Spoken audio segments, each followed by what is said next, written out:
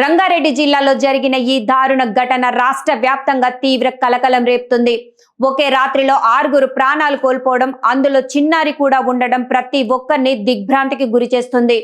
పోలీసులు తెలిపిన వివరాల ప్రకారం ఈ ఘటన షాబాద్ మండలం దైవాలగూడలో చోటు చేసుకుంది. పోలీసుల కథనం ప్రకారం నిందితుడిగా గుర్తించిన రాజ్ కుమార్ రాత్రి సమయంలో ముందుగా బాధితుల ఇంటికి వెళ్లాడు. ఇంటి తలుపు తట్టగా తలుపు తీసిన బాలిక తల్లిపై కత్తితో దాడి చేసి హత్య చేశాడని పోలీసులు చెప్తున్నారు. అనంతరం అక్కడే ఉన్న బాలిక నానమ్మపై కూడా దాడి చేసి హత్య చేసినట్లు వెల్లడించారు. ఆ తర్వాత బాలికను బలవంతంగా తన వెంట తీసుకెళ్లినట్లు పోలీసులు అనుమానిస్తున్నారు. షాబాద్ సమీపంలోని నగరకుంట చెరువు ప్రాంతానికి తీసుకెళ్లి ఆమెపై లైంగిక దాడికి పాల్పడి అనంతరం హత్య చేసినట్లు ప్రాథమిక దర్యాప్తులో వెల్లడైందని అధికారులు తెలిపారు.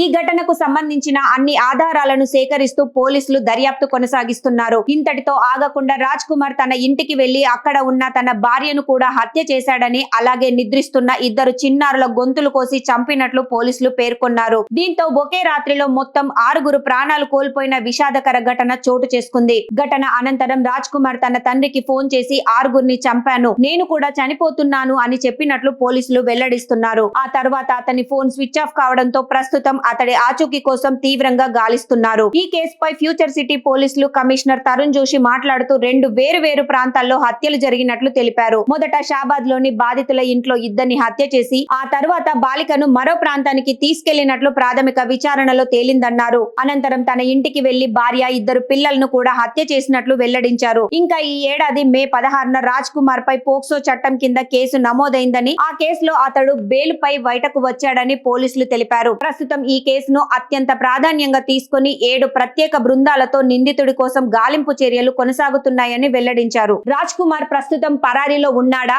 లేక తనకు హాని చేసుకున్నాడా అనే అంశంపై ఇంకా స్పష్టత రాలేదని పోలీసులు తెలిపారు. పూర్తి వివరాల దర్యాప్తు అనంతరం మాత్రమే వెల్లడయ్యే అవకాశం ఉంది. ఈ దారుణ ఘటనపై స్థానికులు తీవ్ర ఆందోళన వ్యక్తం చేస్తున్నారు. బాధిత కుటుంబాలకు న్యాయం చేయాలని, నిందితుడిని త్వరగా పట్టుకొని చట్టపరమైన చర్యలు తీసుకోవాలని ప్రజలు కోరుతున్నారు.